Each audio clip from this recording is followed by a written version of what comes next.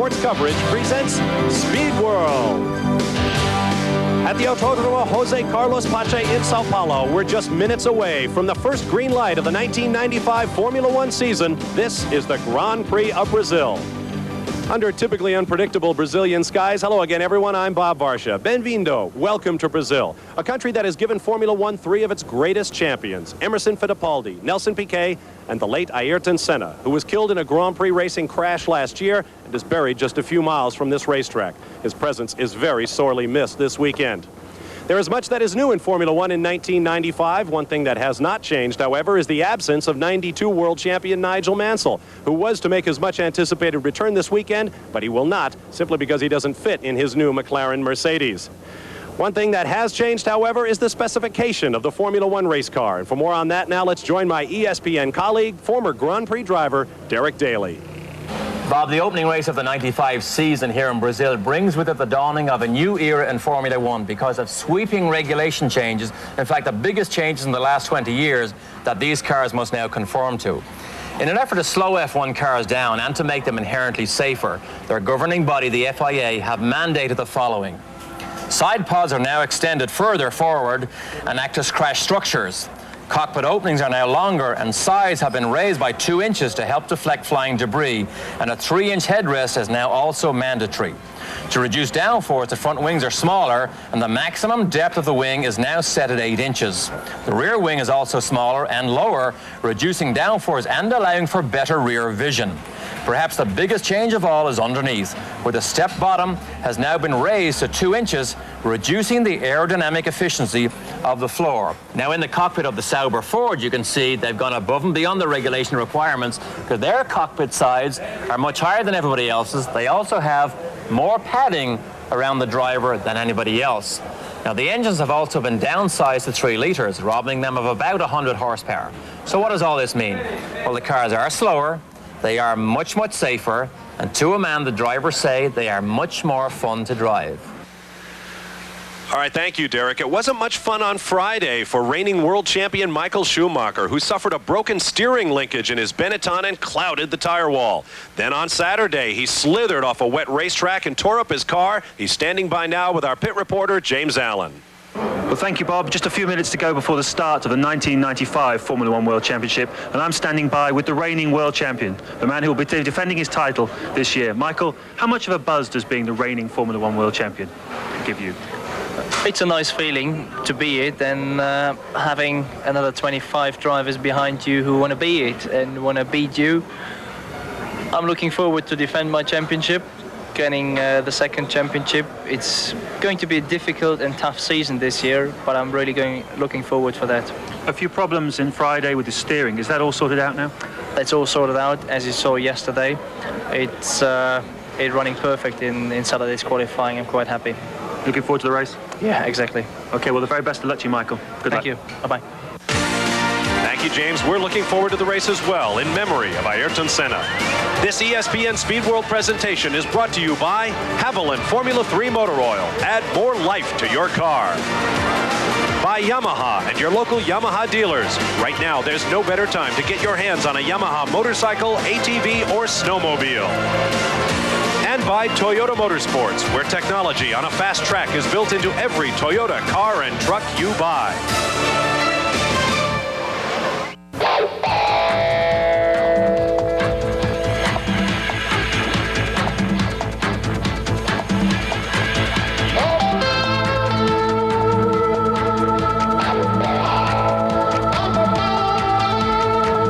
To Brazil. Earlier today, our James Allen spoke with the pole sitter for today's opening round of the World Championship, Damon Hill.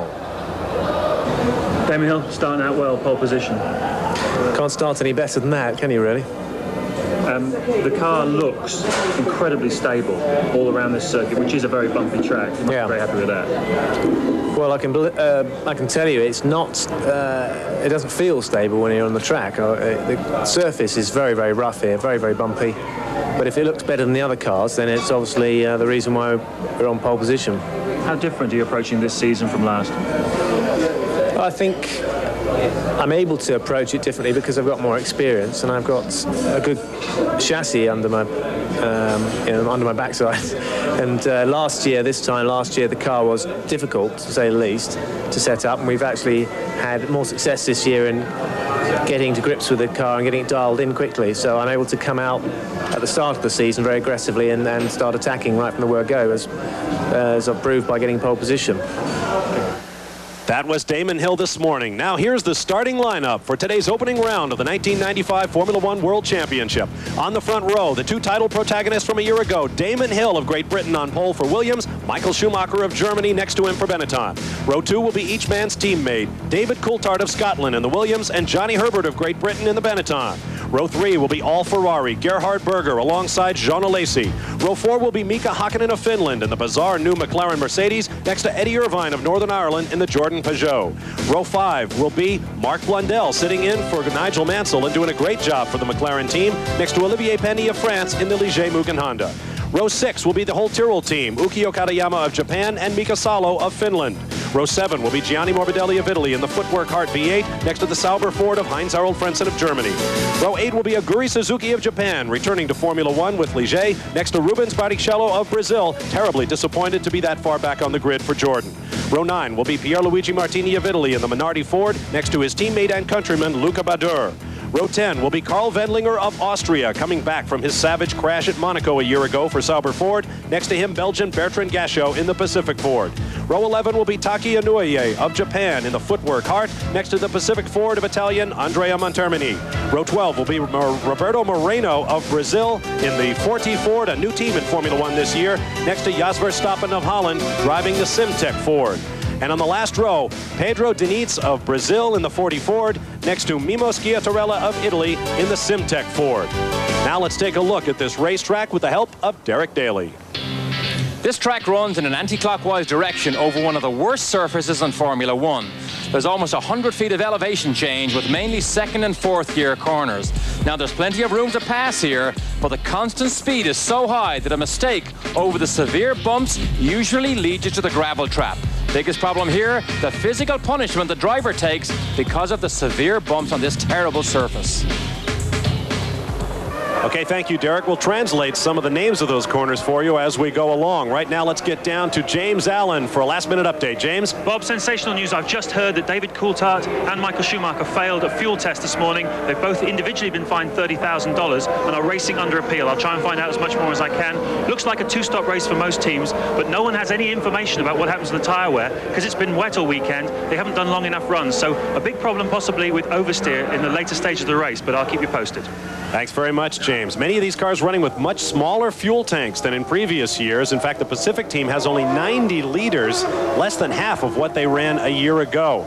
As mentioned by James, we've had intermittent cloudbursts this weekend. The cars have spent most of their time on Goodyear's wet weather tires. And we have a new wrinkle in the starting procedure this year, Derek. Yes, indeed we do. We have timing beams at every single car on the racetrack. So now, if you jump before the green light flashes, you will be penalized, a stop-and-go penalty. Now, the surface looks as if it's damp in places. In fact, it is perfectly dry. That is just a new surface they put down, and they did a terrible job with it. The start is uphill and on a corner for the cars at the back of the grid. We are ready for the first green light. The greatest adventure in motorsports is about to begin. The worldwide battle for the World Driving Championship. You hear the cars beginning to come up on the cams, revving as high as 16,500 RPM this year. We await the red light. The green flag from the back. They're under starter's orders. Here we go.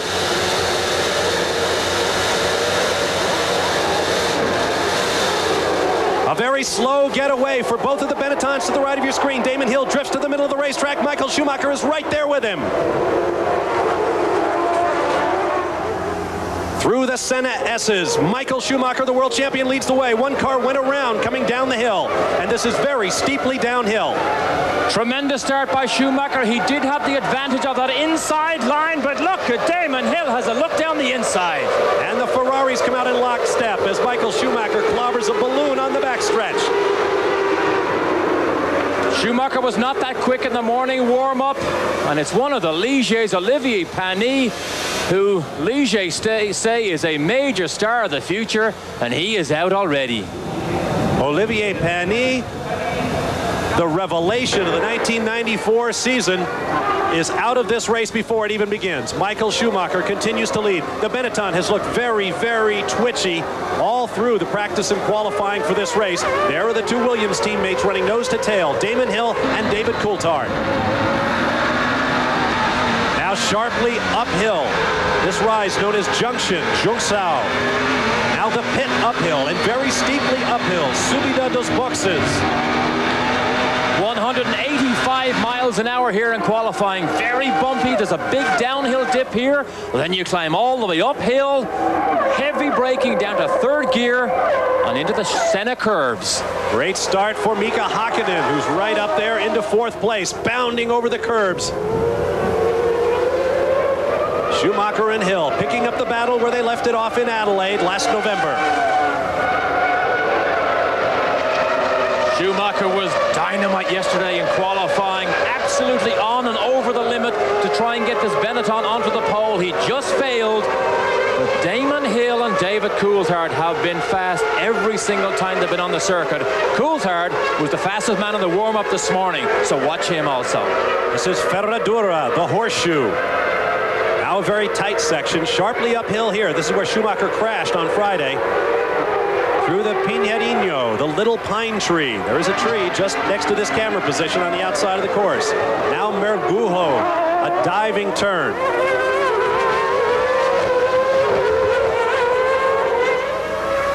As Michael Schumacher leads, let's take a look at the start. Schumacher has the advantage of the inside, so all he has to do is pull alongside Hill. There he goes alongside, and now Hill has to give up. But watch behind. Olivier Panis, who had a bad start. It's hard to see if he got clipped from behind by somebody, but a simple spin makes contact with a concrete wall, and his day is over. Finishing up lap number 2, Schumacher, Hill, Coulthard, then Mika Hakkinen, Gerhard Berger and Jean Alesi in the Ferraris, then Johnny Herbert, who did an outstanding job with virtually no time at all in the car. In one qualifying session, went from nowhere to fourth on the grid. Behind Herbert, it's Eddie Irvine in the Jordan Peugeot, then Mika Salo and Ukio Kariyama in the Tyrrells round out the top 10.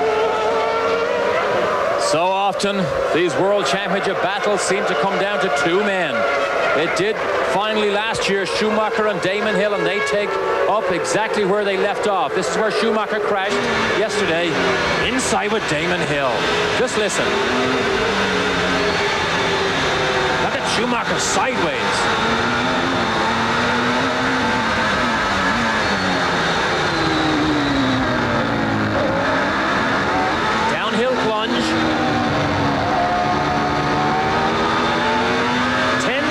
From top to bottom.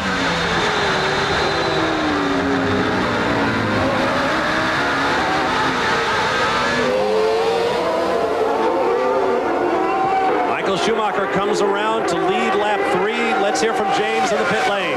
Bob, devastating news both for Schumacher and for Coulthard. I've just spoken to representatives of both teams. It is absolutely true that the fuel this morning used by those two drivers in the warm-up failed the FIA's test. Both drivers have been fined $30,000, but neither team is making any comment because it's under appeal. Obviously, ELF, who supply fuel for both of those two teams, are looking at it very seriously, but this race obviously thrown into turmoil right at the very beginning. Damon Hill looking desperately for a way around Michael Schumacher, or perhaps just showing the flag in his rear view mirrors, and he goes down the inside. Oh, an attempt for the lead by Damon Hill. He loses ground, and now Coulthard comes alongside. Teammates side by side. Coulthard lets him go. Damon Hill clearly feels he's faster than Schumacher, but look what that attempt to pass almost cost him. Now, while we discuss that fuel situation, keep in mind that both of the Benettons and both of the Williams, as well as other cars in this field, are on ELF fuel.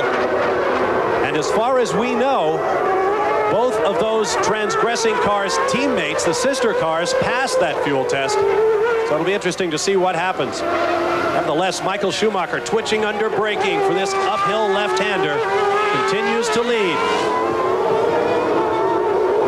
See the Benetton buck and bounce over these terrible bumps. laps of this resurface. The feeling in the Williams camp was that Schumacher could not drive over the limit for the length of this race. So Damon Hill, I'm sure at the moment, feels he is in the pound seats. And the top three have begun to draw away from the rest of the field. Tremendous early lap action here in Brazil. Stand by. Brazil, you ride along with Damon Hill, runner-up in the World Championship a year ago, to the man just ahead of him in the Benetton. That is Michael Schumacher in the Benetton Renault. Both men have the same engines this year. Revving to 16,000 RPM. That's what they tell us. They're so cagey when we ask them that type of information.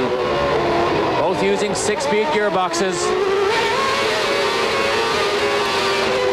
Among the innovations we're seeing this year, suspensions crafted completely from carbon fiber. You'll notice the cars are very long and slender, very missile-like in appearance.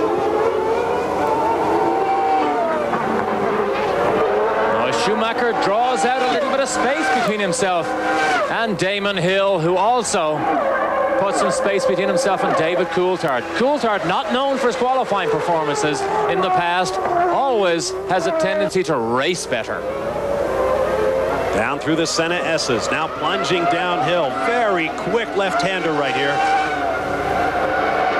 And look at the gap the top three cars have opened up. Schumacher, Hill, and Coulthard, and then Mika Hakkinen in the strange new McLaren Mercedes with that high extra wing stuck on the airbox. Now the Ferrari teammates, Berger leading Alesi. Behind them, that was Johnny Herbert and Eddie Irvine doing battle.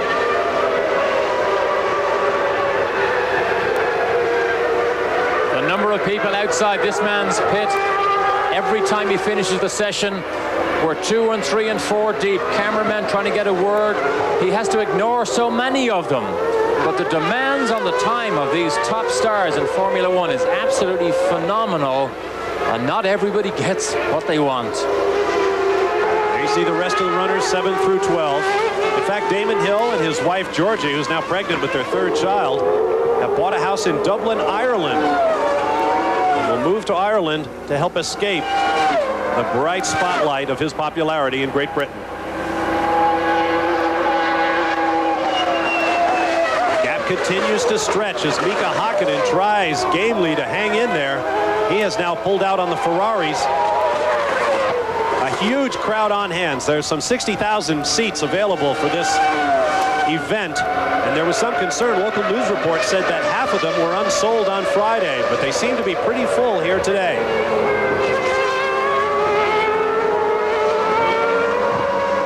Hakkinen making good progress with this McLaren. Lots of criticism for this team when they introduced this car. Too small to fit Nigel Mansell in. Revolutionary aerodynamics that people thought was a joke. However, they continue to run them. If they help the airbox, well, that may all be changed, because we hear that for Argentina, the airboxes that were opened up to stop the ram air effect and make more horsepower may just get filled in before the next race in 2 weeks' time in Argentina. So rules that were created last season will now get changed back to the way they were. Things never stay the same. Riding the nose of Jean Alesi's Ferrari.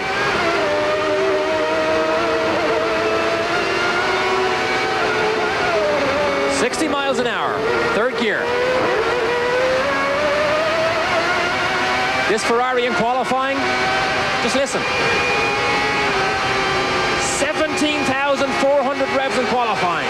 Screams along.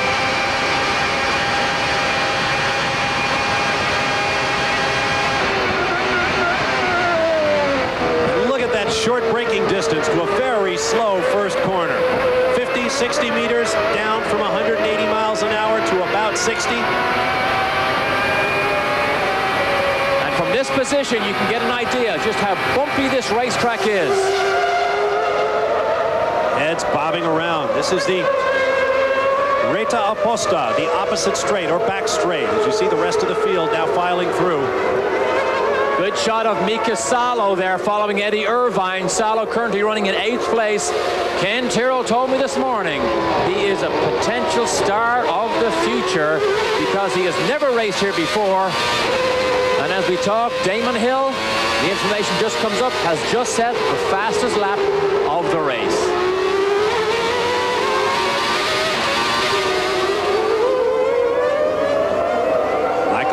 Schumacher launches across the pit entrance. Long uphill left-hander onto the front straight. A part of the original track here at what was once called Interlagos. In fact, the racetrack surface itself is still called Interlagos. The entire complex, which includes a karting track and some other facilities, is called the Autódromo José Carlos Pache, named for the Brazilian race driver who won his one and only Grand Prix victory here in 1975 and was killed in a private plane crash 2 years later.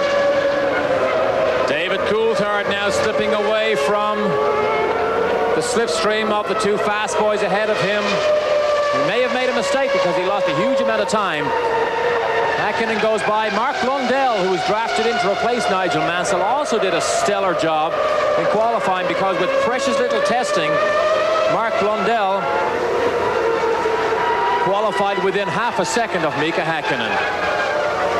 There is Gerhard Berger, pretty much the elder statesman among Grand Prix drivers, although he is not the oldest driver in this field. Roberto Moreno is about 6 months older than Gerhard.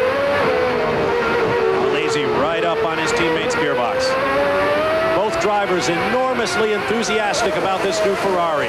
Lazy calls it the best Ferrari I've ever driven. Gerhard Berger, a little more guarded in his opinions. He has also crashed it a couple of times very heavily. But it is very powerful and very quick. We'll be back for more from the Grand Prix of Brazil. Prix of Brazil as Michael Schumacher and Damon Hill continue their battle for the lead through some pretty heavy traffic. Schiattarella and the Simtek, and that's Roberto Moreno just made a pass on Schiattarella, but Schumacher still has the measure of Damon Hill. Now the tires have now run longer on a dry surface than at any time here this weekend. Now with less downforce, 45% less downforce than these cars enjoyed last year, they do slide around more, and the rear tires have a tendency to wear more. They will make pit stops, but tire wear is an unknown and potential danger zone for these cars and drivers. We expect a lot of attrition. A lot of these new cars didn't get built until the very last minute. Many of them came here without hardly any testing miles at all. In fact, many of these drivers are in chassis that were used for the new, more strenuous FIA-mandated crash tests, including the one that Damon Hill is driving, I believe. And as a result, we expect a lot of attrition, a lot of mechanical problems. This track is very, very tough on the drivetrain. Two Ferraris continue to run around nose to tail. Berger leading Alesi, 5th and 6th. Berger on the front row of the grid after Friday's qualifying. Very, very confident. Said, I haven't made a comment about this car until now, but it is superb. But it's not fast enough. John Barnard, the designer, is here. You'll notice they have gone back to the old style low nose cone. Unusual that, because everybody is going to the design that John Barnard was part of pioneering. Although I think Harvey possibly. Look at the bumps he gets sideways ahead of Alesi. That was one of the worst sections of the corner. It's 140 miles an hour through there. And look at the fight behind between Mika Salo and Eddie Irvine. Irvine holding down 7th place, but perhaps not for long. Jean Alesi, with whom you're now riding, is in the final year of his contract with Ferrari. He says he's keeping his own counsel about 1996. He says, I desperately need to win a race. Down to the inside of Roberto Moreno come the Ferraris. Those 40 course cars is the bright yellow right there for Moreno.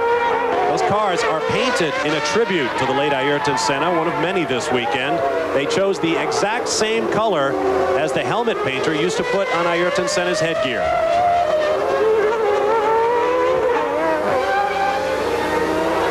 The difference in these two cars, the mechanical setup, Gerhard Berger uses 2 pedals and Alesi uses 3. Back to the battle.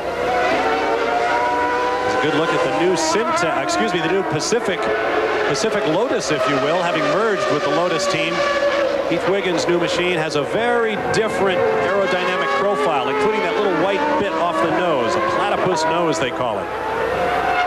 That was Montermini, who just got past, had no practice hardly on Friday, but now Schumacher runs it back to Damon Hill with fast lap. Look how long this car looks. I mean, they just look like missiles, like army shells. The front is so long and rounded now, all part of the new regulations. And you'll notice the Williams gone to the Benetton low slung nose. Does it work? Yes. Is it ugly? Absolutely. This is the era of the ugly duckling Formula One car. In fact, when asked about why the Ligier looks so closely akin to the Benetton, one is basically a knockoff of the other, Frank Durney, who's the technical director at Ligier, said, well, I'm copying the Benetton. Williams is copying the Benetton. McLaren's copying the Benetton. What did you think we were going to copy? The Pacific? Pacific, of course, failed to qualify for most of the races last year, but they are back with twice the budget this year, Pete Wiggins tells us, although it's still only a tiny fraction of what some of the leading teams spend. Schumacher. Hill begins to draw just that little bit. Behind them, it's Coulthard and Hakkinen. Hakkinen making no dent in Coulthard's lead for a third. Then Berger and Alesi, Eddie Irvine and Mika Salo, Ukio Katayama, and Johnny Herbert is drifting back in the other Benetton now. He was very strong yesterday. Aguri Suzuki is 11th. Then Gianni Morbidelli, Mark Blundell also drifting backwards. Rubens Barrichello having trouble moving up. He started 16th. He's now up to 14th. Karl Wendlinger, Jos Verstappen, Luca Badur, Taki Inouye, Bertrand Gachot, and Andrea Montermini round out the top 20. Well, you can see Damon Hill is able to take a tighter line than Michael Schumacher as they come up upon traffic again. Schumacher, oh, he's stuck behind the traffic. Here we go. Damon Hill's closer than ever.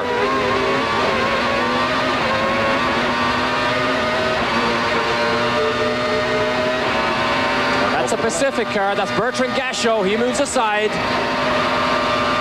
Taki Inoue is right ahead of him. Schumacher will be desperate to get around as they go to the first corner. Inoue moves aside. And Damon Hill wants to follow right in his tracks.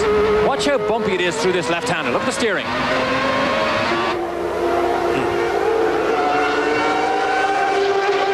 Hard to out-drag somebody when you have a Renault V10 and he has a Renault V10, but Damon Hill, I think that's just trying to put pressure on Schumacher. How does the world champion react to pressure? Well, he crashed twice in Australia. Mansell was on the pole and Schumacher crashed trying to catch him. And then Damon Hill pushed him so hard in the race he also crashed. Yesterday he crashed, but he'll say it wasn't under pressure. One was definitely a mechanical failure. The other one that you saw earlier in our show was a driver mistake. There goes Austrian Gerhard Berger.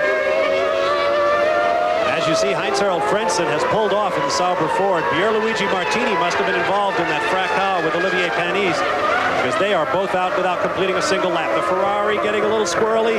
That's the kind of racing you're going to see in Formula One this year. Eddie Irvine is now in the pit lane.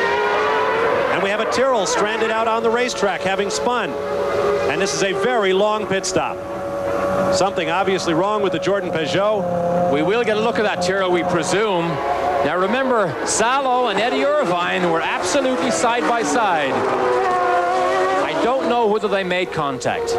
We need to get a look at that Tyrrell. Eddie Irvine still in the pit lane.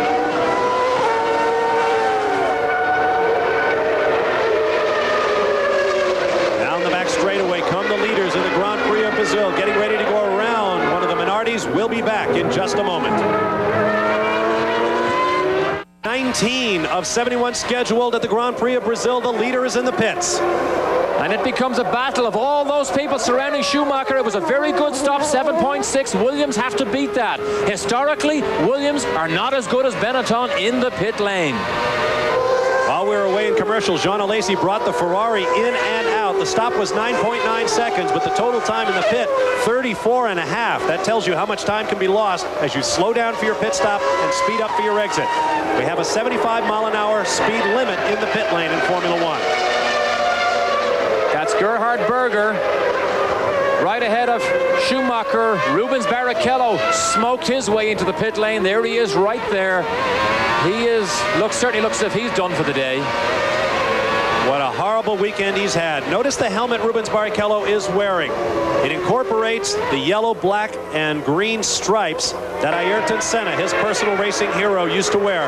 That is a special design worn with the approval of the Senna Foundation here in Sao Paulo for this race only by Rubens Barrichello. Now, while Michael Schumacher pitted, Damon Hill took over the lead, but let's talk about why he pitted and what happened just a few moments ago. Well, one moment. Let's get down to the pit lane and James Allen. I'm down here with Eddie Irvine. Eddie, why are you out of the race? Gearbox problem. Don't know. just started missing gears, and then the hydraulics seemed to go, so I think that was the end of it. There were some worries about tyre wear, not a lot of dry running during the weekend. How are the tyres working? I couldn't hear a word. How are the tyres working? Obviously, there's been a lot of wet weather this weekend, and not many dry, long runs. How have you found the wear? I didn't think we had a problem. I had a problem with oversteer on the bumps, but we've had that all weekend. I don't think we had a excessive tyre wear. It's quite cool, so no problems there. Any idea what's wrong with Rubens? I don't know. Okay, thanks for talking to us. Back to you, Bob. All right, thank you, James. While James was speaking with Eddie Irvine, Michael Schumacher went around Gerhard Berger for 4th place. The running order is Hill, Coulthard, Hakkinen, Berger, Schumacher, then Mika Salo. So the Tyrrell that spun out earlier was Ukio Katayama, and that led to a very interesting situation on the racetrack, Derek. It did indeed. Watch this here. There's double yellow flags. Do you think Michael Schumacher knows every rule in Formula One now? He knows he can't make a pass. He backs off. Damon Hill backs off. They clear the car that's off the racetrack, and they go back to racing. Remember what happened the last time he broke the rules of Formula One. He was banned. That's right. He ignored the black flag at Great Britain last year and paid for it with a 3-race suspension. 2-race suspension, excuse me. Eddie Irvine had the 3-race suspension for a phenomenal accident right here in Brazil at this very part of the racetrack. Pity for Ukio Katayama. The Tyrrell looked very promising this year. He's now out of the race. This is the track at which he scored his very first Formula One points last year. Look at the gap all the way back to 3rd place, which is Mika Hakkinen. He's 15 seconds behind the leader, and Coulthard was 7 seconds. Schumacher in the middle of traffic here. A lot of oil on his visor because he's been wiping that visor as Johnny Herbert makes a pit stop. Herbert is pitting from 8th place. There's a lot of concern about this refueling because they've just designed new rigs and he can't pull it out. The McLaren team, using the previous valve, suffered an enormous fuel spill in practice, but they were doing it on a cold car, so they did not start a fire, thank goodness. As a result, they examined the valve, found out that it was badly produced, and all of the valves were changed for this race. We also have entirely new refueling rigs this year, much smaller and more compact than last year's model. We saw Mark Blundell bring the McLaren Mercedes back out behind the Benetton. Now this is Damon Hill in the pits from the race lead. Look at the time. Look at the time. Terrible pit stop. 4.2 seconds. 3.2 seconds he lost to Michael Schumacher in the pit lane alone. You'll never beat Michael Schumacher when you give him that type of advantage. There goes one of the McLarens by. As Damon Hill comes back out.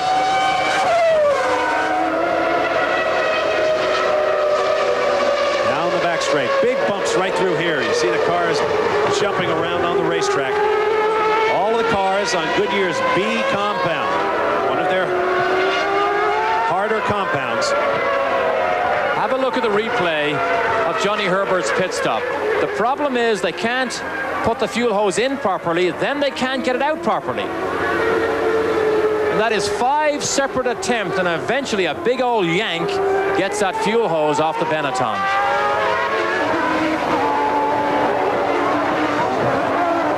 See Michael Schumacher being bounced around inside that car.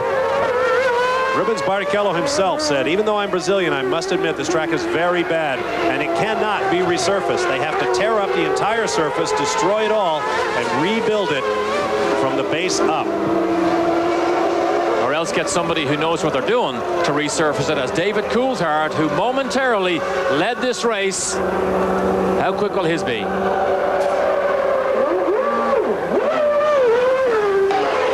They'll watch on that one, provided by our hosts from Brazilian television, TV Globo.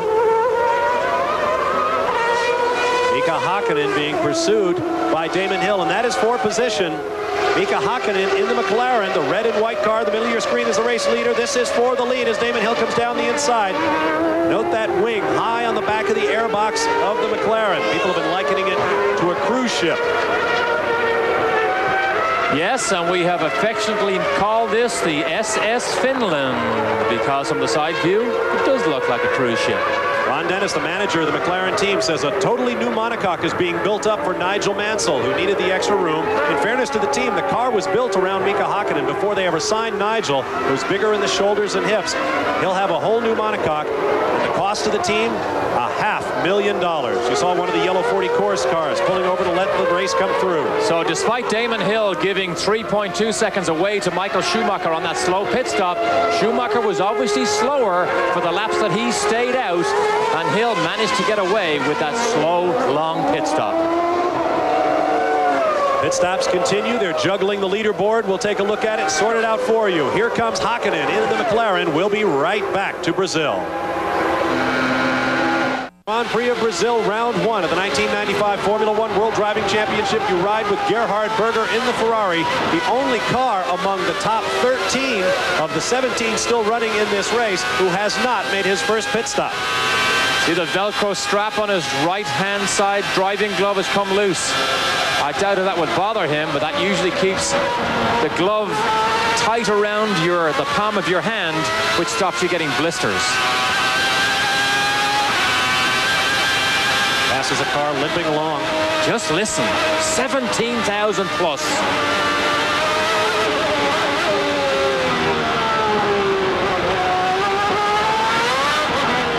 Wheel spin.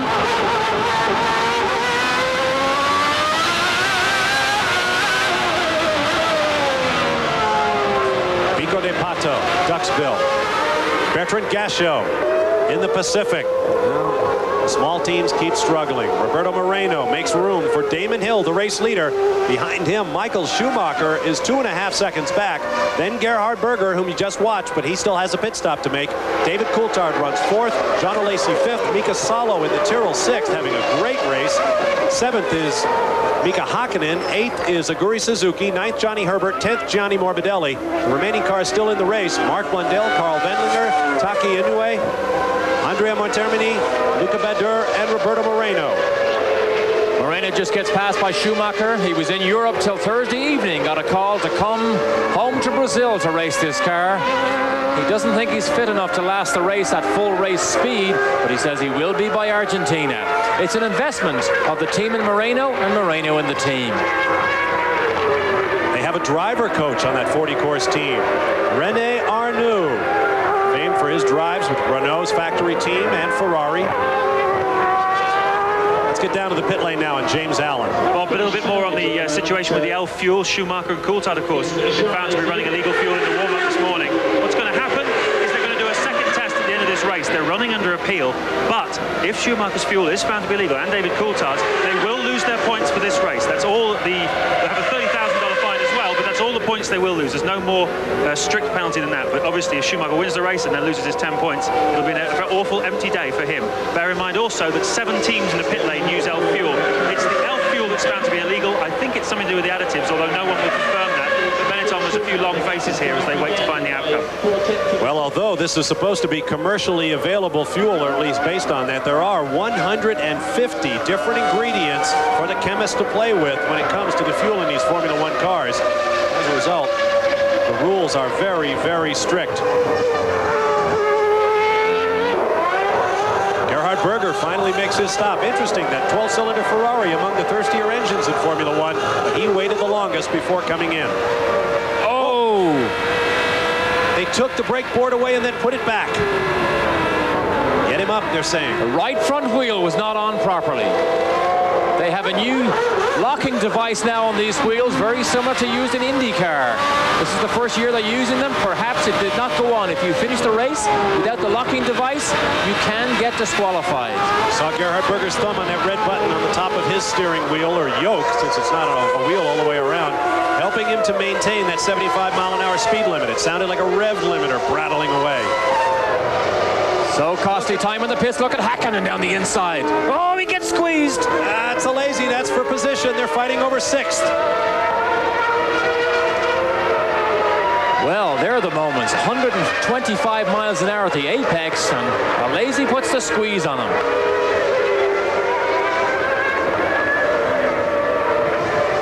Let's look back at Berger's pit stop. There was the pit board, or the brake board, being pulled away and then back.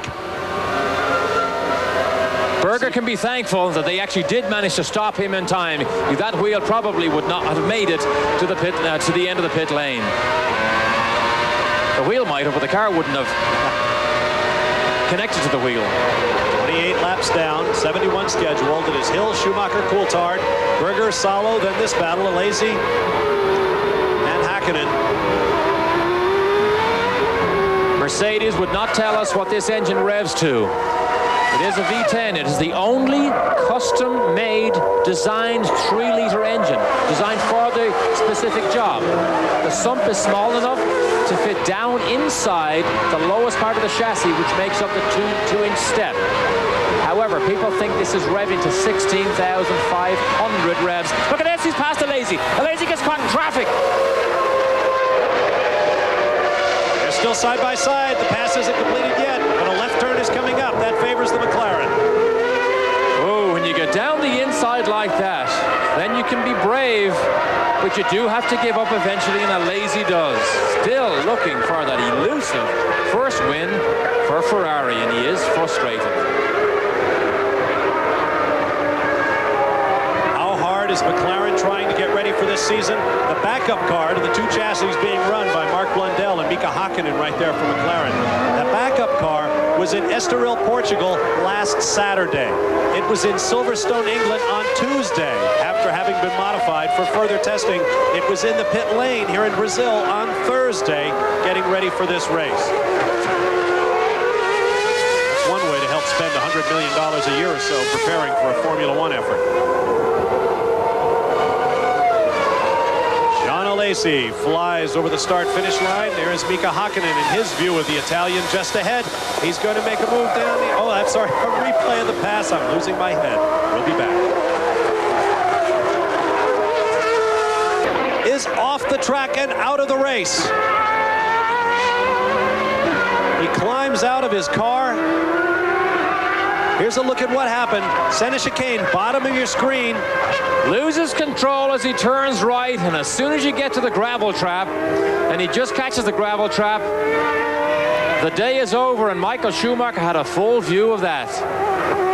See him pulling away from the corner worker, a very upset Damon Hill. Here it is, downhill, very delicate corner. Oh, the mass of the car shifts. I think something broke. Something broke on Damon Hill's car, because you can see the telltale signs. Look at this. There's a jerk. Look at the smoke. Something is hitting the ground. That was a mechanical failure to Damon Hill's car, and Patrick Head said the only thing he was worried about was the reliability factor, because this racetrack was so incredibly bumpy, and Michael Schumacher is handed the #1 position. The running order becomes Schumacher first, David Coulthard and the other Williams second.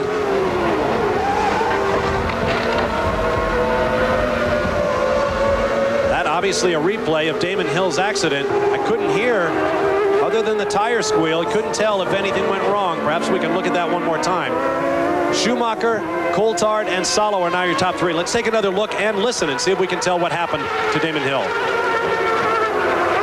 Turns right. There it is. Something is on the ground now. Something is already broken.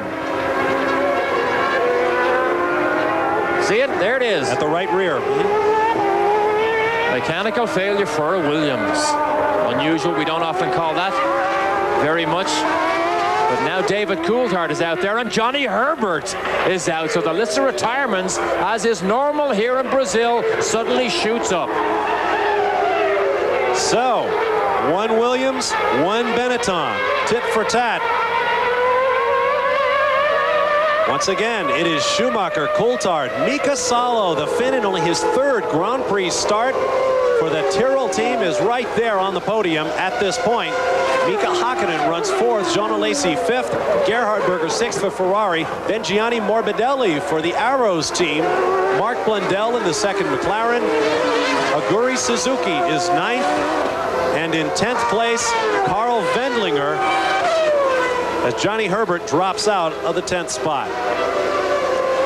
Taka Inoue, Luca Badur, Roberto Moreno, Andrea Montarmini, and Pedro Diniz, the only cars still circulating at this time. Let's get down to James Allen, standing by with Rubens Barrichello. Rubens, dreadful luck out of your own home Grand Prix. What happened? Well, I think I had a hydraulic problem because it's the car wouldn't. It was something like it was missing fuel, you know, like. So I was having that kind of problem for the whole last lap, and I don't know. It was a very difficult weekend for us. I just hope Argentina will be a lot better. Very physical over the bumps? Yeah, over the bumps was very hard. I bet for 71 laps, someone is going to have a problem. In 15 laps, I have this, so maybe 71 I will have a big one. There you have it, Bob. These guys are tough. No question about it. This is a sport for tough men, Derek. It is indeed. One of the problems Rubens Barrichello has now, he is so popular here in Brazil. He spends a lot of time servicing, chasing new sponsors, a lot of personal appearances. There were rumblings that, in fact, he was doing too much of that and not concentrating on the job at hand. Let's listen here.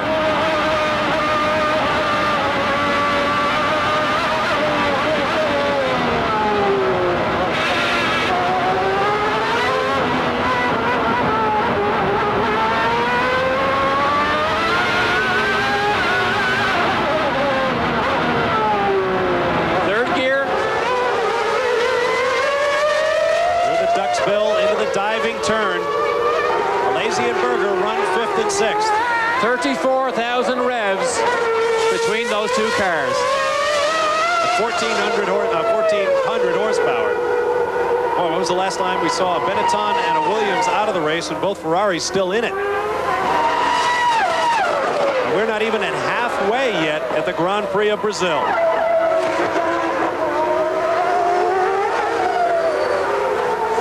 Earlier, the mechanical setup in the cockpit of these two cars. Alesi wants to have 3 pedals. Gerhard Berger just uses 2. He uses his left foot for the brakes. Alesi felt, there's the gap, 11.5 to Coulthard from Schumacher. Alesi felt if he got himself in trouble, he wanted to use his left foot to jump on the clutch to kill the drive. Luca de Montezemolo, the company motorsports chief, said it so well. Racing is the wood on the fire of the Ferrari mythology. Ferrari right now is looking pretty good. Running 5th and 6th. 2 cars on the podium would be a great way to start the year. They're building a V10 as we speak. It'll be on the dyno in the middle to the end of April. They have no plans to race it this year. However, John Barnard has said he would prefer to design his car around a V10. And if it's fast, you can bet that John Barnard will hurry up the race debut of a potential Ferrari V10. Doesn't even sound right, does it? Up front, it is Schumacher, Coulthard, Salo, and Hakkinen. Before this pair, Alesi and Berger. Those are your top 6 points-paying positions at the Grand Prix of Brazil. Brazil, second pit stop for Michael Schumacher, the race leader. We are on lap number 35. We're at the halfway point, so it'll be at least a 3-stop race for the world champion. And we do not know how big the fuel tank is in this car because they do not want to tell anybody. After the first couple of races, you can begin to surmise how much fuel they put in. 11 liters per second is what comes out of those fuel tanks. So as the season goes on, you'll begin to get an idea. But the pressure is now off Michael Schumacher, because David Coulthard is 5.6 seconds behind right before he went to the pit lane. Here's the Ferrari boys at it again. They have been running nose to tail virtually since the green light. Right now it is Alesi leading Berger. Aguri Suzuki has also made his second pit stop for the Ligier team.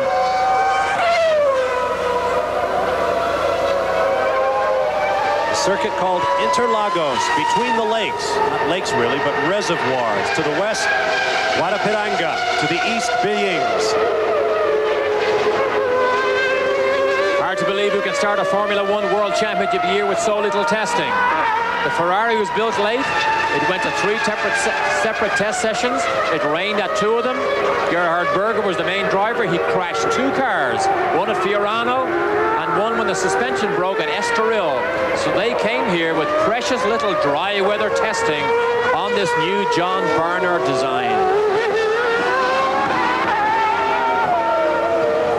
his head over in his typical style. Jean Alesi, the son of a rally driver from Sicily. His family emigrated to France, Avignon in southern France, where Alesi still lives with his wife Laurence. James Allen has more from the pit lane. Bob, I've just had a quick word with Annie Bradshaw from Williams' team. It appears that Damon Hill lost second gear. It broke, or something happened with second gear in the box, and it was the gearbox that put him off the track. I hope to have an interview with him in a few minutes' time. All right, thank you, James. Meanwhile, David Coulthard, his teammate, the young Scot, who has less than a full season of Formula One under his belt, runs in the lead from Michael Schumacher. And the two Mikas run third and fourth.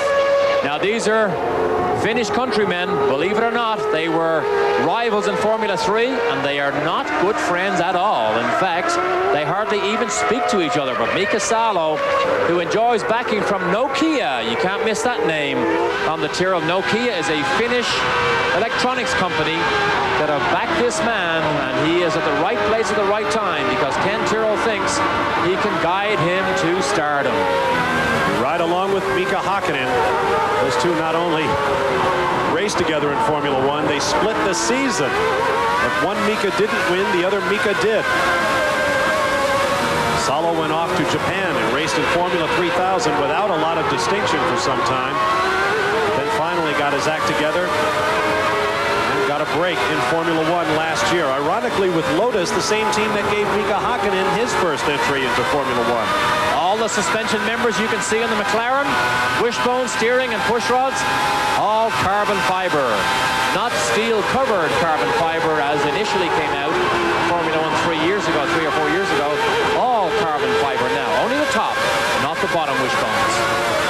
Watch that suspension working on the bumps. Watch for a big one coming up here.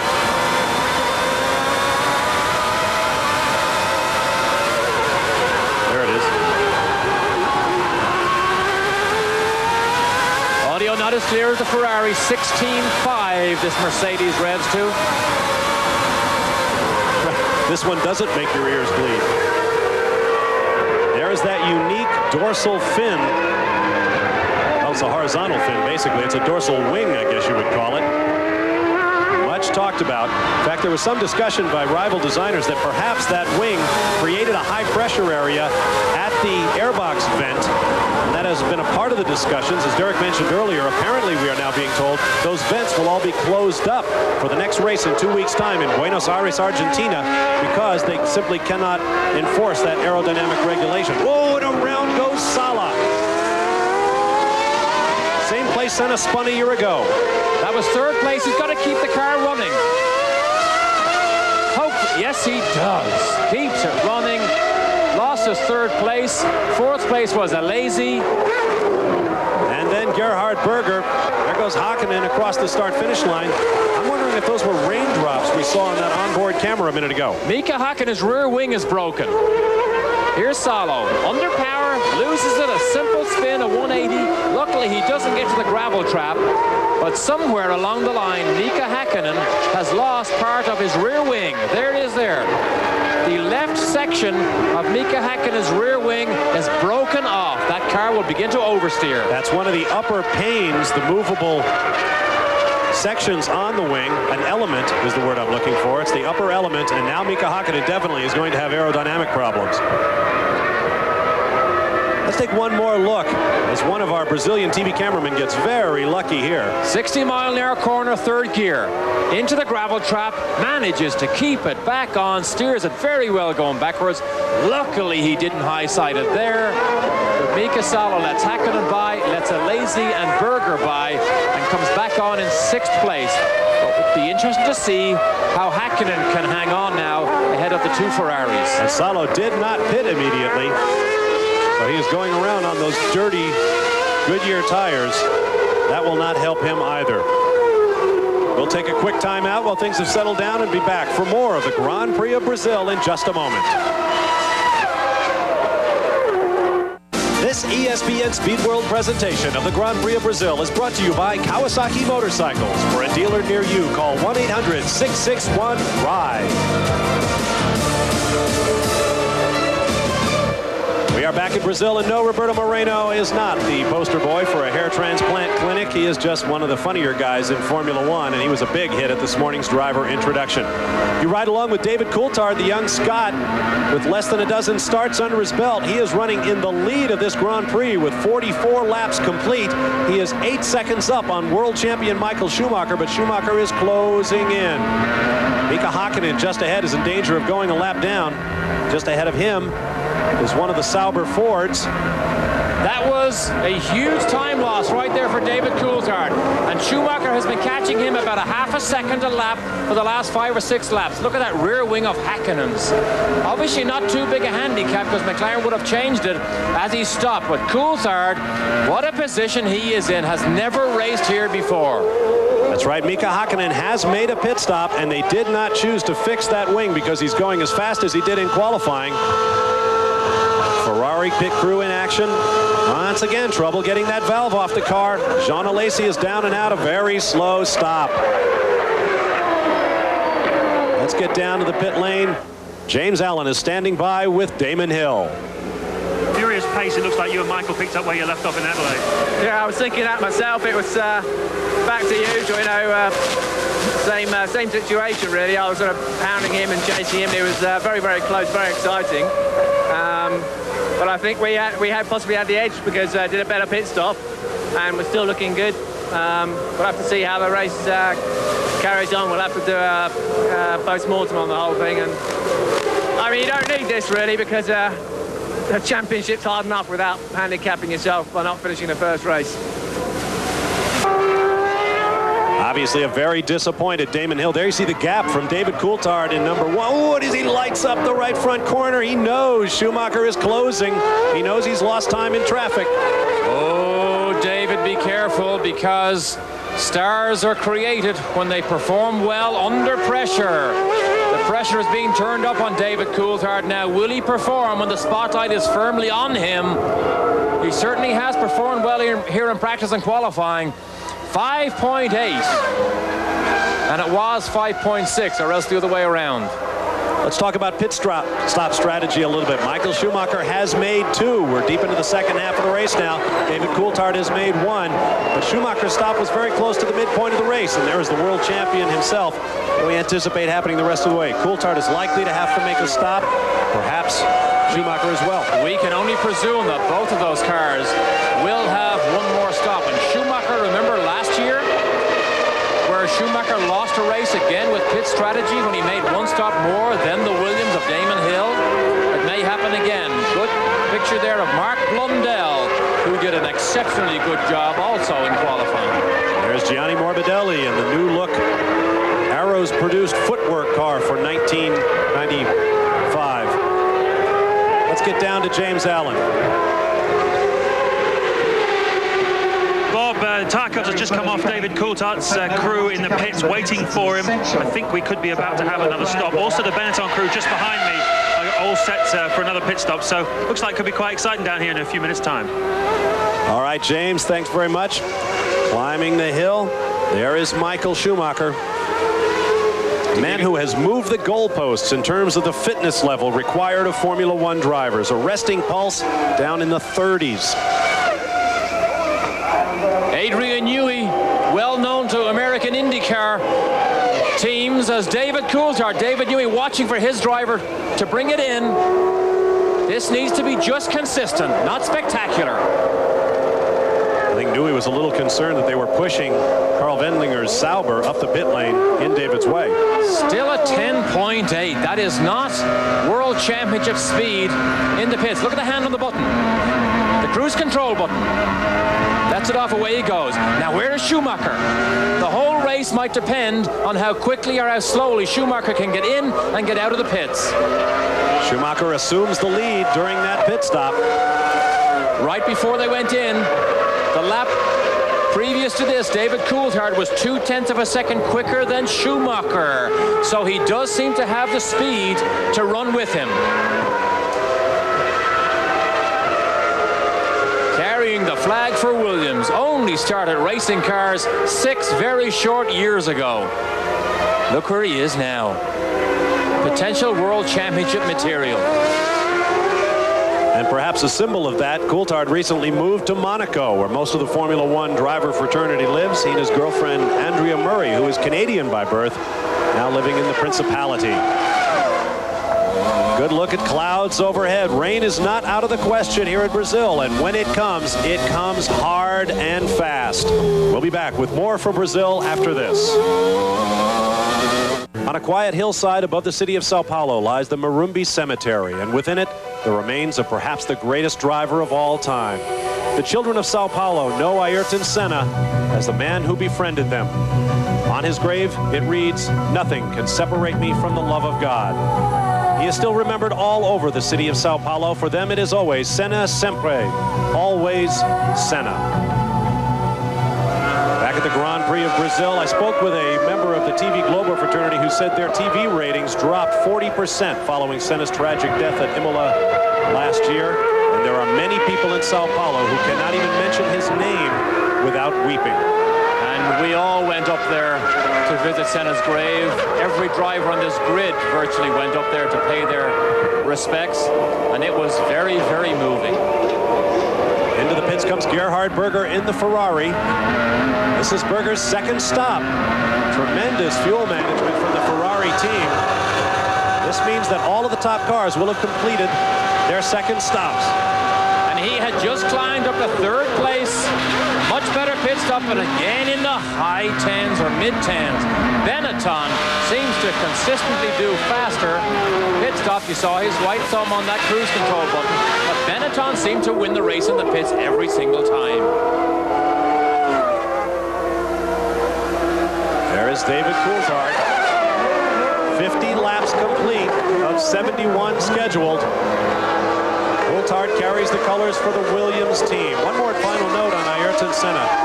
He devoted a large part of his fortune to forming the Senna Foundation, dedicated to providing opportunities, food and housing to children. Of course, here in Brazil, homeless children are a large social problem. To say he was a national hero, sadly, understates the case. There is Michael Schumacher, shown as our leader on lap 50. 22 seconds up on David Coulthard. But we expect another pit stop for Michael Schumacher before the race is over. And a 22-second stop would be just enough time for David Coulthard to get by. And the big time waster is not the time that he's stationary. It's the time he has to use his cruise control button to stay below 75 miles an hour all the way down the pit lane to his pit and then back out. Damon Hill has a quick chat with Patrick Head. Remember, the Constructors' Championship is #1 in Frank and Patrick's mind as opposed to the Drivers' Championship. So points, and as many of them, by their leading car is now their primary concern.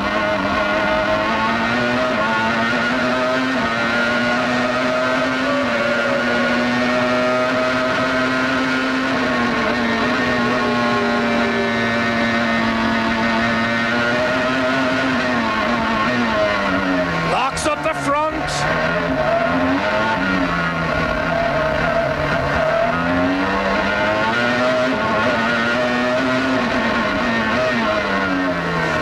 And again he locks up that right front. Very different engine note from the Renault V10. Oh, Moreno. Roberto Moreno has the 40-course car buried in the gravel trap. Moreno, who had a good day because he was running 11th. With the attrition rate, he could have moved up even further, but he became part of that attrition rate. You will have noticed the steering wheel on Schumacher's car. There are 6 separate buttons and functions on that steering wheel. The 2 top are the most interesting. The green buttons, they can be programmed for the automatic downshift. What I mean by that is they will jump from 6th to 2nd or 3rd, whatever gear they choose. There they are right there, the 2 green ones on the top. The rest are for data logging. Bottom left on the blue one is to acknowledge an alarm system. The radio is the red one on the right-hand side in the middle. The yellow or orange one on the bottom is the cruise control he uses in the pit lane.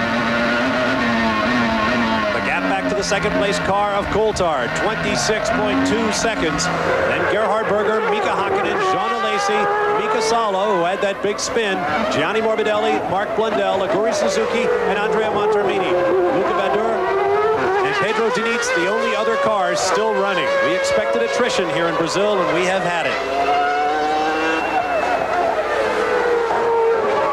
There's Roberto Pupo Moreno,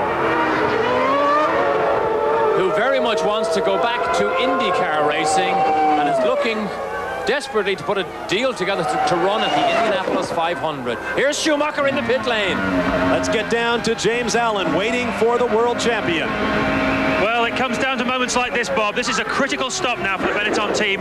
Coulthard took it very easy. You saw how slow the Williams mechanics were fixing his car up. Benetton mechanics usually a little bit faster. We know he's got 22 seconds to do this, get back out on the track. This is possibly one of the defining moments of the 1995 Brazilian Grand Prix. It looked very smooth to me. Let's see what happens when he gets back on the track. See the button on the left-hand side, or on the right-hand side? It's illuminated. Almost as if they activate that from the pit lane, and there's David Coulthard. So now he's second, and now he is in the fight of his Grand Prix life and of his racing career. Can he catch and beat the world champion? Again, we see Benetton able to make pit stops in the 7-second range. That will help you win a world championship. Schumacher and Coulthard, the only cars on the lead lap. 3rd through 9th, 1 lap down, and then 4 laps down, Montermini and Diniz. We'll be back with more from Brazil after this.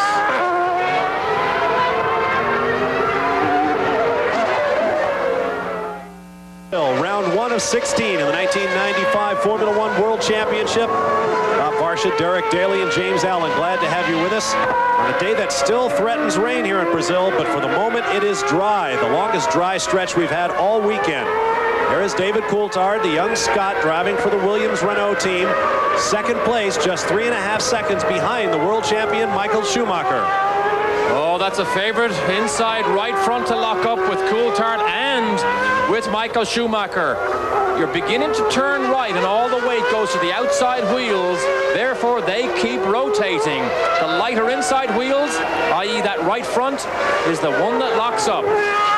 Let's take a look now at our Haviland race recap. The leader right there, Michael Schumacher, has led since lap 41. We're working lap 54 of 71 right now. 6 lead changes among 3 drivers. I'll give you a look at the cars out of the race. The most notable one, Damon Hill, who started on pole and led much of the day, but he is out. As a result, he will score no points toward the 1995 World Championship. Those points are scored on a 10, 6, 4, 3, 2, 1 basis to the top 6 finishers, and all of your performances count in the 16 races. First and second, how will David Coulthard respond? Will he be physically strong enough? He arrived here having had tonsillitis, said he was not able to complete his training program for the last 2 weeks, and thought the edge would be gone off his fitness level. And if you have an edge gone off your fitness level and you try to beat this man here, you are stacking the odds against you as Flavio Briatore. Do you think that's a mild 7 or a Marlboro? All I know is it's illegal out there on the pit wall. Flavio Briatore, that's Ross Braun, his chief designer. To his right, Briatore worries through these races like an expectant father. He has just come off back surgery to correct a disc problem in his back, and for the longest time, he could not sit. He could only stand up or lie down, but sleeping on the floor of the factory as the team made its preparations for 1995. Car looks similar to last year, totally different in every single way. Mechanics were here night and day this weekend because so many of these cars were only finished right here in the paddock. And a word from the mechanics, although nobody would take responsibility, is this car is much, much more difficult to work on than last year's Ford engine assembly. In fact, the designers will tell you the only parts from last year's cars they could keep were the wheels and tires. Let's get down to the pit lane now and James Allen.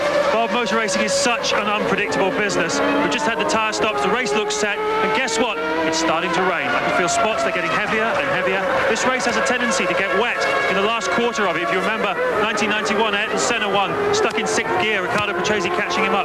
It could change the whole face of the race, but it's certainly the raindrops falling heavier and heavier. You should start to see them on the camera lenses any time now.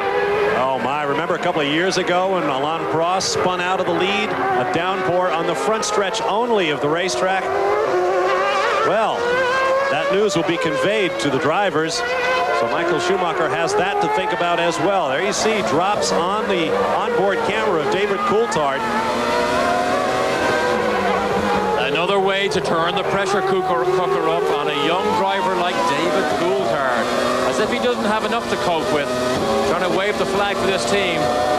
Now it begins to rain, and he has to do it in slippery, unpredictable, potentially damaging and dangerous conditions. We've seen rain here so many times in the past, and we've seen cars fly off the racetrack as a result. On the backstretch. Look at the confetti from the crowd. Gerhard Berger in the foreground. Behind him, Mika Hakkinen. The left side of your screen behind that fence lined with grandstands. Tens of thousands of people and an engine fire. This is Taki Inouye. A big-time fire in the footwork car. The regulations say you have to get out of these cars in 5 seconds. I would say that was good practice right there. If that's an oil fire, they need to get that out fairly quickly before it catches the fuel tank. And I hope that fire marshal is aware of that. Fair play to those fire marshals. They are there almost before that vehicle stops. Good job. Note that they are standing right by the racetrack. If the fire appears to be out, I'll congratulate them as well. That was well done. And that's a nightmare for the mechanics, because when they use powder, it destroys every nut and bolt and every bearing surface on the racing car. A total and utter rebuild of everything. Better than a complete meltdown, I suppose. P1, first place for Michael Schumacher. He saw it 8 times last year, actually more than that, but some victories were taken away, and it looks like he might have another one coming here. Stay with us. Traditions at the first race of the year is photographing the class of 1995. The drivers are also weighed and measured, and this year a special touch was added. They were put aboard a truck and driven around the racetrack to wave to the fans and carry Brazilian flags and a salute to the late Ayrton Senna, a 2-time winner of the Grand Prix of Brazil. There is Michael Schumacher, who threatens to become a 2-time winner of this race and a winner of them back-to-back, being the defending race winner here at the Grand Prix of Brazil. Approaches the start-finish line hard on the heels of one of the McLarens. There's David Coulthard. These Renault engines using, again, this year, the fly-by-wire throttle system that was banned last year as a driver aid. Now it's back because the FIA say we can now police it correctly and it cannot be used as any form of traction control. Interestingly enough, Ferrari requested a driver-adjustable throttle controller so as they could have more control over the lower rev range of the various engines that they use. Schumacher flies past Mika Hakkinen, who is the 4th place runner in this race, putting him a lap down. It is Schumacher, Coulthard, Berger, Hakkinen, Benalese, Morbidelli, Blundell, Salo, Suzuki, and Montermini. Whoa! Is he trying hard? They never let up. They never let up, and particularly under braking. Again, you can see that right front. If he does that too often, he could end up with a big old flat spot and another pit stop. It's one of the things the drivers say is different about the cars in 1995. They're very unstable under braking because the rear diffusers have been changed. The underbody of the car has been changed. Without that downforce, they don't stop as well as they used to.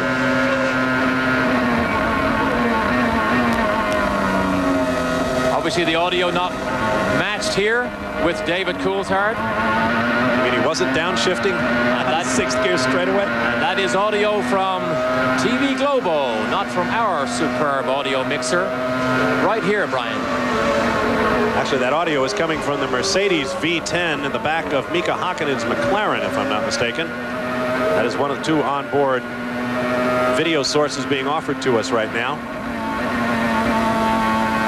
You might have been aware of a controversy or of a possible strike being talked about with the drivers here, unhappy with the contract circulated by the FIA that they had to sign, which basically stopped them saying anything derogatory against the FIA. They had to make themselves available for public relations on behalf of the FIA.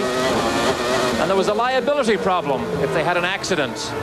Well, Max Mosley realized that all was not well, so he circulated a letter handed out by Bernie Ecclestone on Thursday when they arrived. The drivers were happy with its content. They all signed.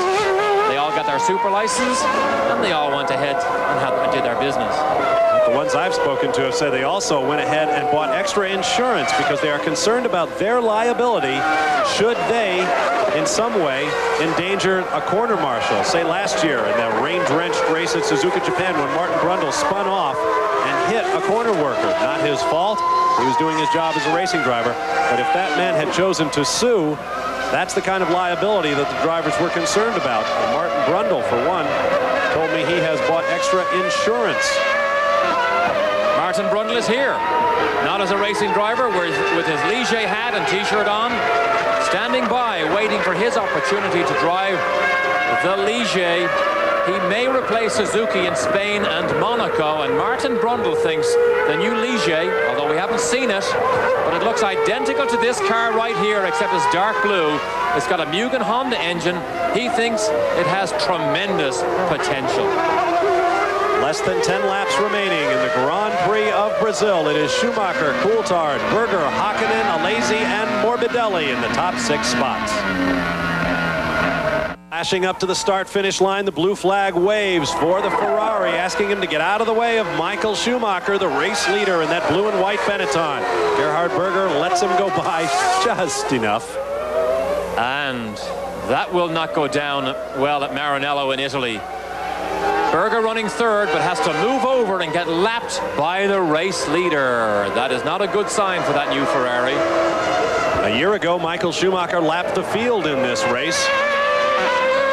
Now with his new car, complying with all the 1995 specifications, once again, he is running away with this race. Absolutely incredible performance.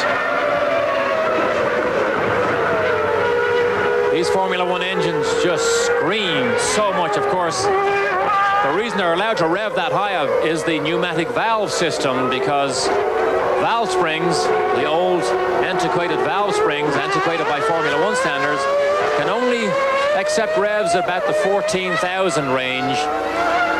So the pneumatic valves, what a development that was, and pioneered, I believe, by Renault. How ironic that the drivers running 1-2 in this race, Schumacher and that man right there, David Coulthard, are racing under a cloud. Keep in mind, they are racing under appeal. They were found to have used illegal fuels, both of them using L fuel in the morning warm-up. And as you heard James Allen say earlier in the race, they will be tested again after the race. They have already been assessed a provisional fine of $30,000 each. And should they be found to have out-of-specification fuel at the end of the day, we might well see the first and second place finishers in this race disqualified. Another team with some headaches because they had to move over and get lapped by the first two cars, McLaren. Very much on a learning curve. However, remember, this is not the start of their downward trend. They never won a race last year. Their downward trend started before last year even started. The heydays of Ayrton Senna and Honda are long gone now, and McLaren, who usually have a checkbook big enough to buy whatever they need in Formula One, certainly have fallen off the competitive bandwagon and have left it to the likes of Benetton, Schumacher, and the Williams team.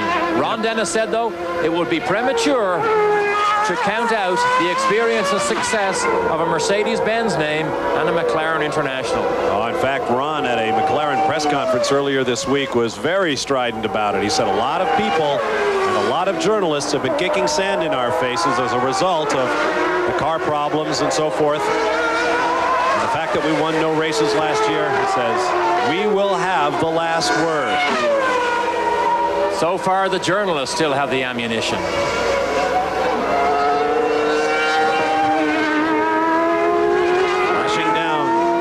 Posto, back back straight away here at Interlagos, the Autódromo Jose Carlos Pache.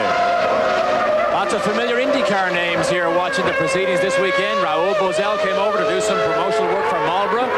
Andre Ribeiro is here, one of the up-and-coming stars of IndyCar racing. Christian Fittipaldi, who had to go back to test for Walker. Maurizio Gugelmin doing such a great job for Pac West. And of course, Nelson Piquet, I suppose we would term him as a former IndyCar driver.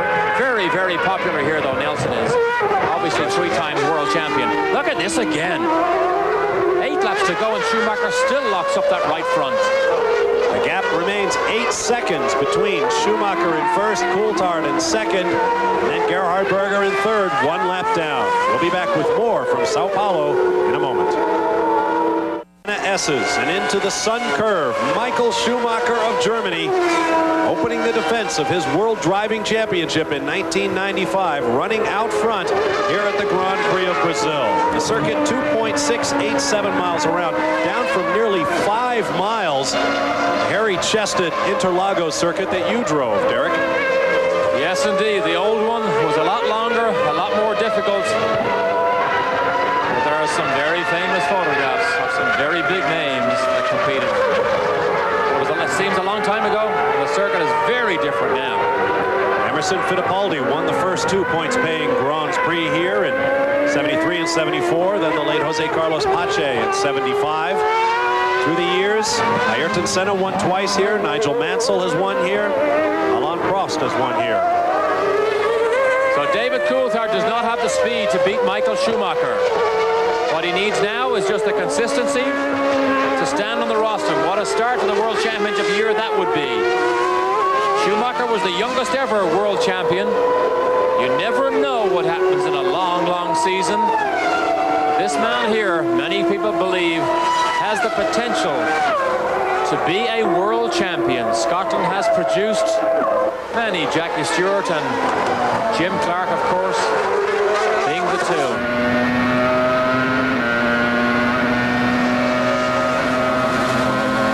To tell you to listen, but again, the World Feed audio is not a match for the in-car that we have. I'm sure by now you've noticed that unusual flat-top steering wheel that the Williams have gone to this year. That's the Pacific car. He should have moved over. He did move over. That's about another second loss for David Coulthard. Mentioned the schedule this year. It is a long season, and astonishing as it may seem, we are still not completely certain where every round of the Formula One World Championship will take place in 1995. The Imola racetrack, the scene of so much tragedy a year ago, is undergoing heavy renovation. It remains to be seen if it will be ready for the Grand Prix of San Marino. The racetrack at Monza in Italy in a public park still has several permits to acquire, some trees to cut down, some changes to make. To be seen if that will happen as well. And the Grand Prix of the Pacific, which was originally scheduled for April in Aida, Japan, suffers from the after effects of the Kobe earthquake. That race has been moved to October, but it too may not happen. And so other racetracks around the world are lining up for the opportunity to take on a Formula One Grand Prix. Let's get down to James Allen.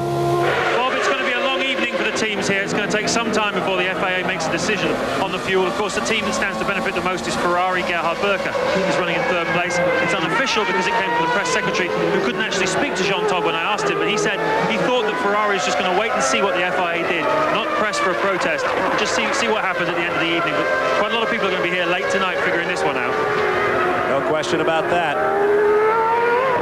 Michael Schumacher circulates ahead of David Coulthard. Coulthard, should he finish second, will equal his best performance in Formula One. He was second to his teammate Damon Hill in Portugal last year. A race that he told us afterward he thought he might have won, but for the presence of team orders, that he should not challenge Damon in the closing laps of that race. We have another timeout in our future. We'll be back for more of the Formula One Grand Prix of Brazil from Sao Paulo. On with world champion Michael Schumacher, the first world champion from Germany. There is the man pursuing him, not the Ferrari, but the Williams of David Coulthard. And Coulthard was not prepared to stick his nose under the Ferrari on the last lap, and he doesn't do it here either. Quite content to stay behind him. Berger is a gentleman, and he moves over. Berger runs in third place. Schumacher knows he has the measure of David Coulthard because he is beginning to short shift. He is beginning to not use the high revs available from this Renault V10. He knows he has the measure of Coulthard, and unless something very unusual happens, he is going to pocket yet another win.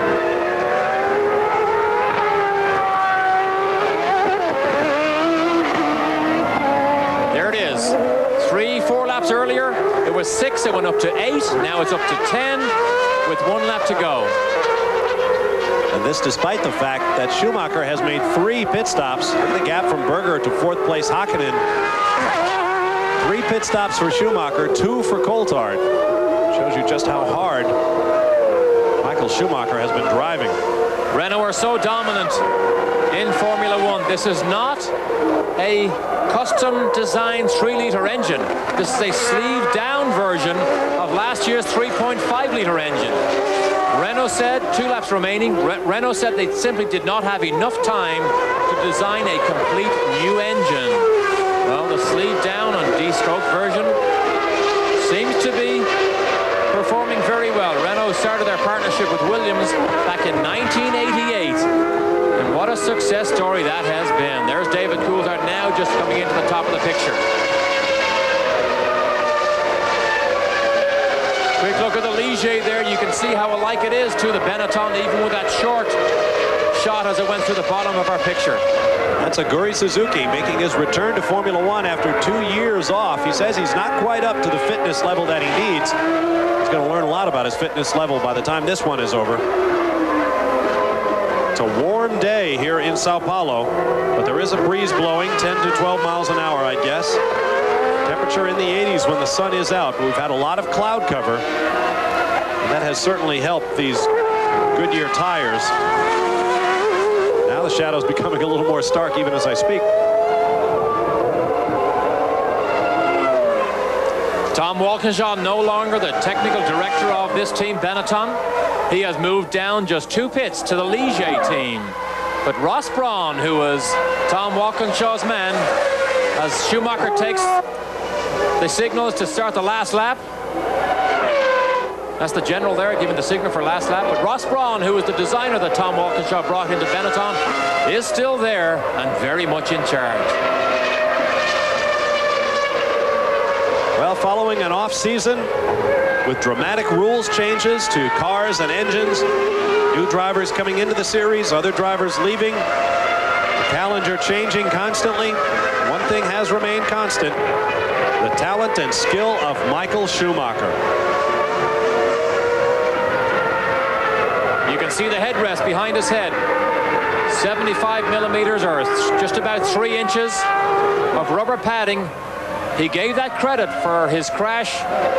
I gave that credit for saving him in his crash when he hit the guardrail backwards on Friday. He said his head hit fairly hard, but he had no bruises, no injuries. He thinks he did a very good job.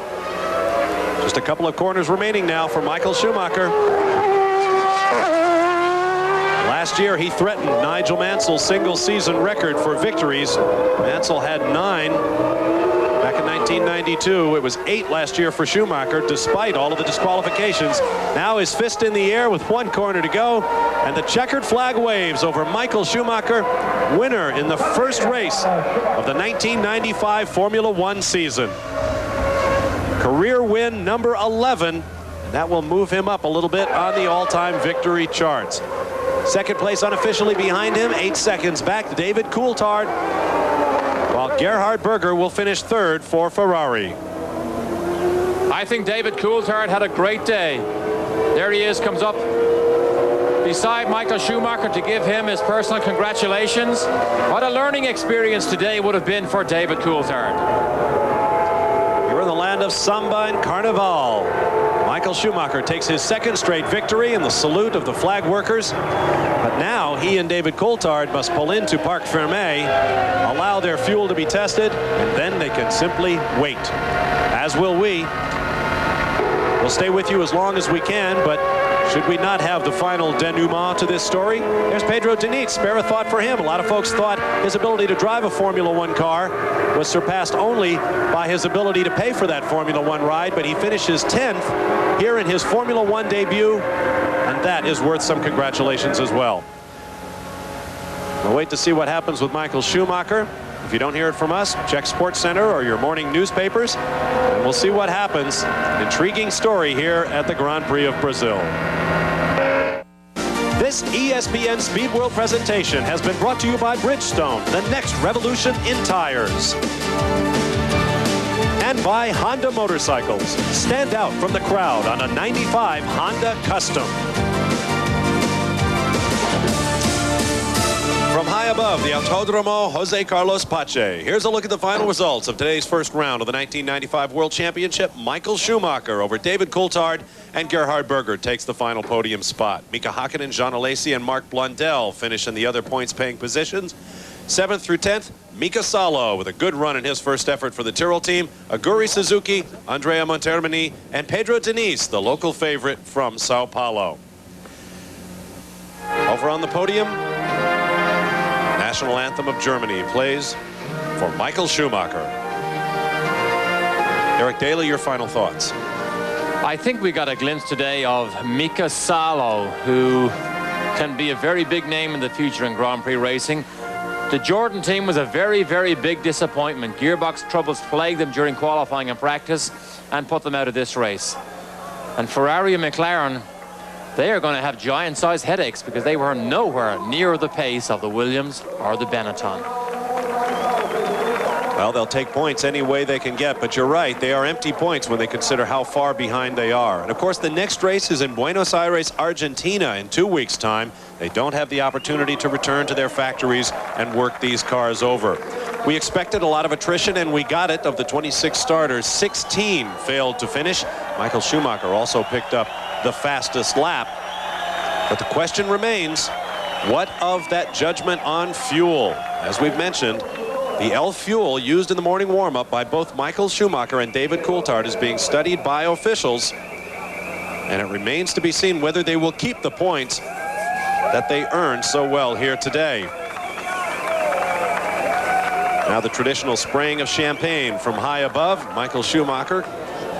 Meanwhile, in Parc Fermé, FIA officials in the blue shirt studying Schumacher's car. There's Coulthard's in the middle, Berger's on the left. The man on the left in that picture is Charlie Whiting, who is the technical representative for the sanctioning body.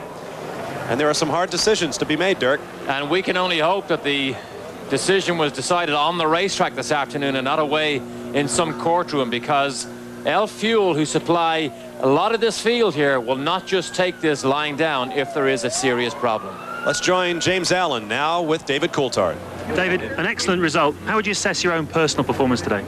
Well, I've got to say I'm happy because I wasn't well a week ago before coming here, so I was a bit worried about the race, and I wasn't sure how hard I'd be able to push. But I have to say that within the limitations of the balance I had in the car, I was pushing hard and the times were consistent. So overall, I'm very happy. Frustrated you have to wait to find out whether you keep the points? Not really, because you know all these things happen in time, and there's no point me worrying about something that's not enough for me to control or me to decide. So I just enjoy the fact that I think I've done a good job here this weekend, a good conservative job for the team, and now really I just concentrate on doing the same in Argentina. Great result. Good luck in Argentina. Thank you very much. Well, be careful, David. There's not much time to be conservative. James, if you turn around, I think you see Mika Hakkinen right behind you. Well, look at this guy. He looks absolutely brand new. 200 miles, Mika. We heard this car was difficult to drive, but you look brand new. Well, inside I don't feel brand new. But the race was extremely demanding because first of all, when start happened, it was 5-second board, and I selected the first gear. I was looking at both Ferraris revving maximum on the start-finish line, and then was one of the Benettons burning on the grid. And I was looking my temperature, looking the engine and everything. I was thinking, well, I'm in quite a good situation at the moment because everybody was just struggling a lot. When the green light came on, I passed both Ferraris, one of the Benettons, and I was in 4th position, heading for the good position. And during a race, what happened, I hit a massive bird. And this bird destroyed my rear wing, half of my rear wing, and I lost a lot of downforce, and that's why I probably couldn't keep the 3rd position. But But looking for back now for the race, I think Mobile One proved quality here now in the first Grand Prix. The Mercedes proved the quality. McLaren proved the quality. It's a good team. Here I am. I'm finishing a good point. My teammate finished in the points. It's a great feeling. Now, for you as a driver, you've lost all the downforce, a lot of downforce on your rear wing. How do you adjust your style? What do you do to compensate for that? Well, it's more physically demanding because basically you do 2 laps, the car is reasonably okay, and then suddenly back end of the car starts sliding. And this circuit is not the circuit where you want the back end to slide. Okay, thanks for talking to us. Thanks. Well done. Well done indeed for Mika Hakkinen. Let's take a look at drivers' points. 10 points go to Michael Schumacher for his victory, 6 to David Coulthard, 4 for Gerhard Berger, followed by Mika Hakkinen, Jean Alesi, and Mark Blundell. In the all-important Constructors' Championship, both cars count, but only 1 car finished for Benetton, so 10 points to Benetton, and they will take the early lead in the Constructors' Championship over Williams, Ferrari, and McLaren, both also in the picture as well. Program notes for other Formula One activities here on ESPN. Checkered flag coverage of the Brazilian Grand Prix coming up Friday, April 7th at 1 p.m. Eastern Time, 10 a.m. Pacific. And our next stop on the Formula One World Tour will be the Grand Prix of Argentina from Buenos Aires, April 9th at 9 p.m. Eastern Time on the Deuce, ESPN2. I'm Bob Varsha. For James Allen and Derek Daly, thanks for being with us. So long for now from Sao Paulo, Brazil, home of the Autódromo José Carlos Pache.